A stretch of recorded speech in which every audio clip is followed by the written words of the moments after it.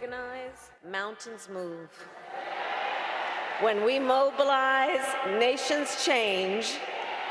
And when we vote, we make history.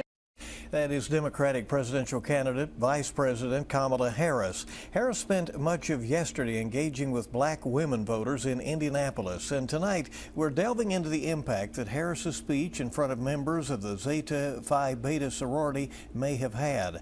The National Panhellenic Council, the Divine Nine, announced an unprecedented voter registration campaign. Yeah, within hours of doing so, thousands of black women raised more than $1 million for Harris's campaign. Tonight, WKYT's Grayson Passmore talked to a local political expert about these efforts and one of Harris's fellow Alpha Kappa Alpha sorority sisters. It's our top story at 11. The Divine Nine represents over 2.5 million members from historically black fraternities and sororities with chapters in every major U.S. city.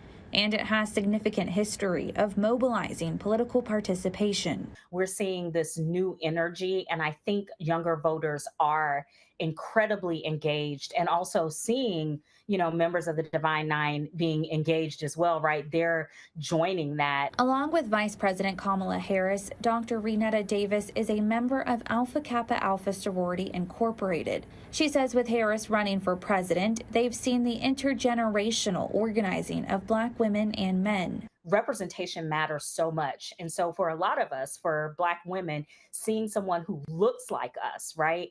That's the thing that serves it's galvanizing. It's like, wow, I see that, I can be that.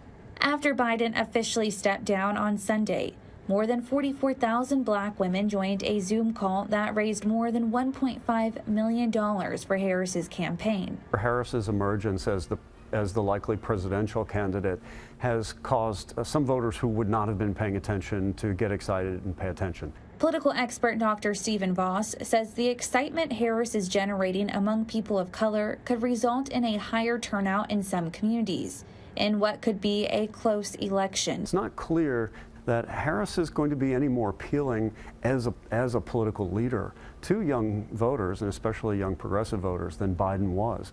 That's a choice Harris will be making in coming days. In Lexington, Grayson Passmore, WKYT.